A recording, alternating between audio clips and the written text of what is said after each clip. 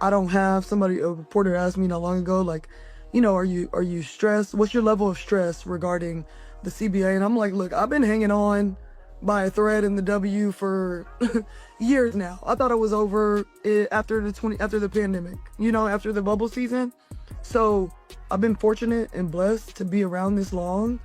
I think I just want to see the players fight for, what we feel we've earned and what we deserve at this point. And hopefully an agreement is on the way. Wait, what if I told you that one WNBA vet just admitted she's been surviving in this league on pure grit, duct tape, and prayer? Yeah, you heard that right. Welcome back to WNBA Vibe, where we break down the real stories behind the headlines, the beef, and the behind-the-scenes grind. Because what Sydney Colson just revealed in that interview wasn't just casual locker room talk, it was a straight-up confession. She basically said she's been hanging on by a literal thread in the WNBA for years. And after that 2020 bubble season, she truly believed her career was cooked, done, finished, wrapped up. That's not drama.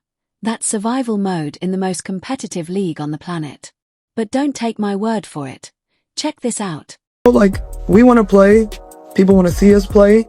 But I think you can't fault people. And I think that if our league didn't look the way we did, a lot of things, like a lot wouldn't be said about us fighting for what we feel we deserve. But I think a lot of people. Wait a minute, hold on. Let me rewind that a little bit. Wait, what'd she say? Play, but I think you can't fault people, and I think that if our league didn't look the way we did, a lot of things, like a lot wouldn't be said about us fighting for what we feel we deserve. But I think a lot of people, especially when it comes to women, people just don't think that we should be saying that we deserve. That was wild, right? You can literally hear the vulnerability in her voice. But now here's where this whole thing flips. Because despite openly admitting she's been barely clinging to a roster spot, here she is front and center, stepping up as a vocal leader, telling other players not to sign the new CBA. That's a massive contradiction. On one hand, you're fighting to stay in the league. On the other, you're leading the charge in high-stakes negotiations that could reshape the entire business of the WNBA. And when you zoom out, this isn't just about one veteran speaking her mind. What's happening with these CBA talks reveals something deeper, something a little concerning about how things really operate behind the scenes, and who's actually driving these aggressive demands. But it gets even more intense when you hear how the league is responding to all this. Roll the next clip. I want to see our young players in this league, the people who've been around, and y'all don't want to see nothing for them young players. Y'all not worried about them young players. You, Nneka Ogwumike, none of y'all gonna be around for the next CBA. Y'all trying to get every little penny that y'all can. Y'all trying to get every dollar y'all can right now, because when the next CBA happens and they really get paid again, y'all ain't gonna be around for it. Stop the lying, man. Help get the league to where it is. People want to feel that they are receiving something for that. And if they don't, at least the people after me will. Who helped the... Y'all didn't start doing numbers like this till 2024 when Caitlyn got here, bro. We all know that. And I'm not saying y'all can't ball. It's some certified ballers in this league that I enjoy watching. But stop, just... There it is. Right on cue. The second somebody even slightly questions the player CBA demands, boom, automatic deflection. Suddenly it's, oh, you just don't want women to get paid, or you don't believe female athletes deserve fair compensation. And that right there, that's the oldest move in the playbook. But let's keep it 100, that's not what this debate is about at all. Nobody's arguing that players in the WNBA don't deserve to get paid. That's a lazy narrative. The real conversation is about numbers, leverage, sustainability, and who's actually steering the ship during these negotiations. You can support fair pay and still question strategy. You can want growth and still ask whether the demands match the current revenue reality. And the fact that every critique gets instantly reframed as sexism. That tells you this situation is way more strategic and way more political than it looks on the surface. But wait until you hear how this next part shifts the entire power dynamic. Roll it. Like the vets who've been around, who were role players, some who were impacted by the last CBA in a major way, or had teammates who were impacted because we took care of the highest paid players and we took care of the rookies. But a lot of middle people who should have still had a job got pushed out because of the difference of a few $1,000s and some other things. I don't know, man. I saw Katie Lou Samuelson getting a max contract and she can't play. I'm just keeping it real. I saw Katie Lou Samuelson collecting checks and she can't play. She can't play no more.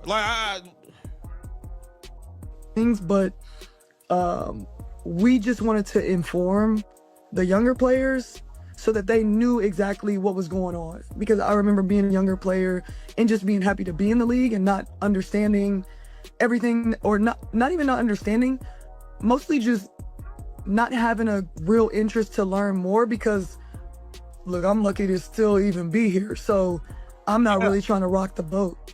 We want them to come in and feel empowered, feel knowledgeable about what's going on, and understand how this impacts them. So that was kind of the overarching energy in the room, just for them to come. If anybody has any questions, I think we were in there probably like 2 hours, just for people to feel like they were on the same page and they could ask what they need to ask and walk away feeling like, okay, I understand this better because of the presentation or because of the way that y'all framed it.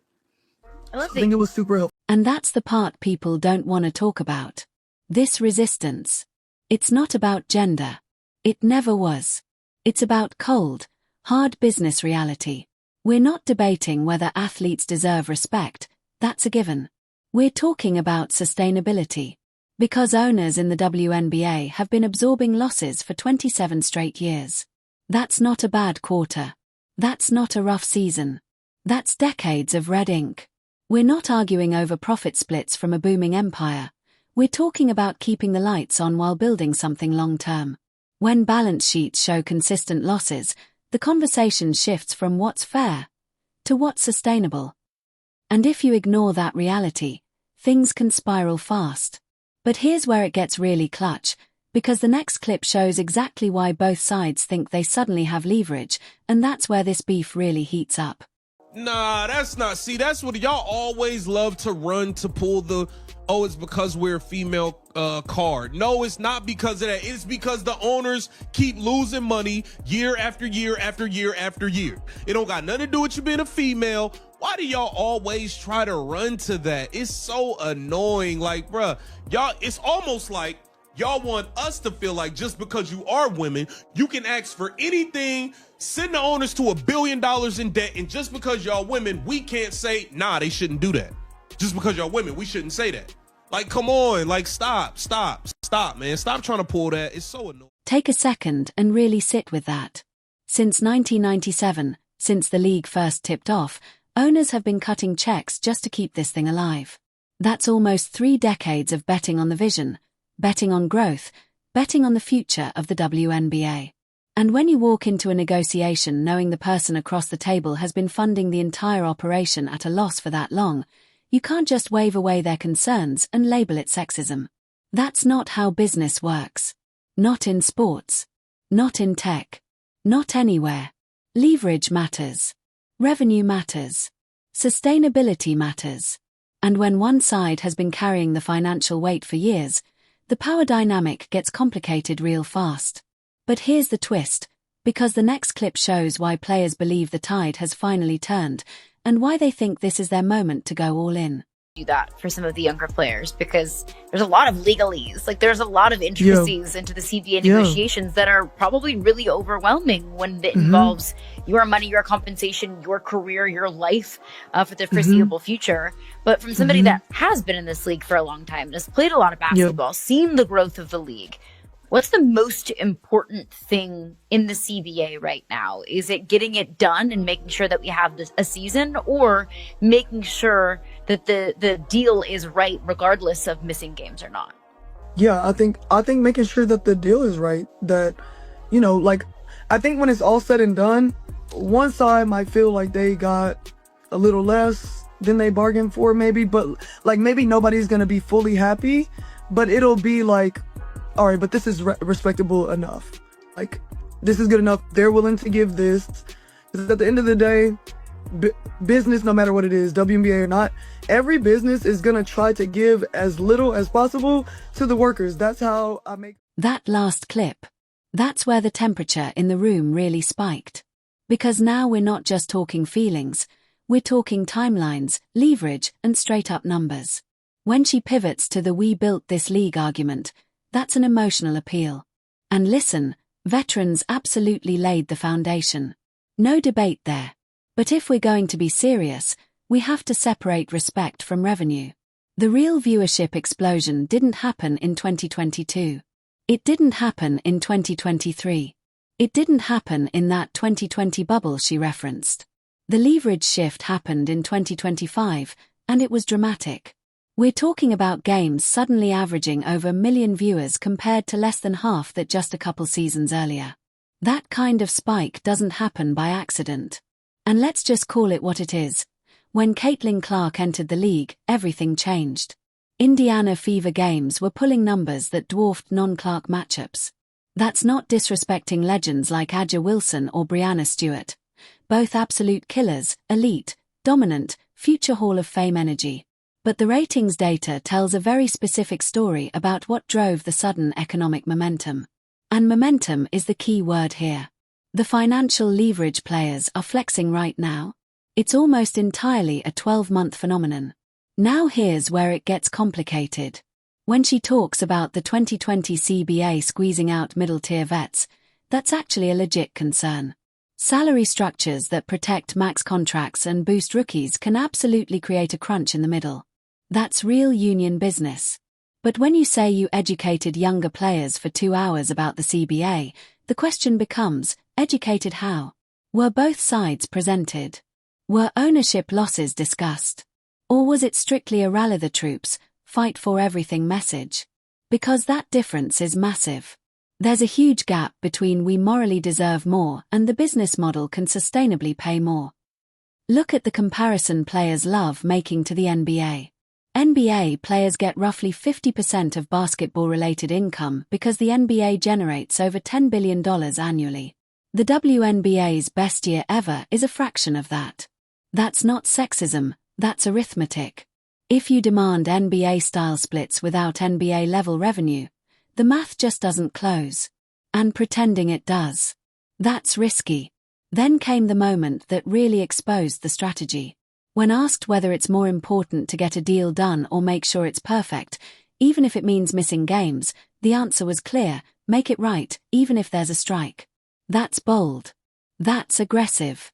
But it's also dangerous when the league just had its first true breakout season. Momentum in sports is fragile. Casual fans don't stick around for labor disputes. They move on. And if 2026 doesn't happen, all that 2025 energy, gone. Here's the hard truth. Incentives matter. Veterans near the end of their careers want to maximize right now. That's human. But younger players, the ones who'll still be here in 2033, they're the ones who would live with the fallout of a miscalculation. If sponsors dip, if casual viewers disappear, if the league slides backward, rebuilding that momentum would take years. And owners. They've been absorbing losses since 1997. They can weather another storm. Middle-tier players can't. This isn't about saying players shouldn't get paid. They will. With revenue up, salaries are going up. That's inevitable. The real question is whether they overplay their hand chasing maximum extraction instead of sustainable growth. Because the WNBA finally has something it's never truly had before: mainstream momentum, real ratings, and a crossover star driving conversation beyond die-hard fans. That window. It doesn't stay open forever. So now it comes down to this: are these negotiations about building something long-term and clutch, or cashing out in the short term while the spotlight's hot? That's the tension. That's the beef. And that's why this moment could define the next decade of the league. If you rock with smart, unfiltered breakdowns like this, make sure you're locked in with WNBA Vibe. Hit that subscribe button, drop your take in the comments, and let's keep this convo savage but factual. Because the future of the league, it's being decided right now, and we're not missing a second of it.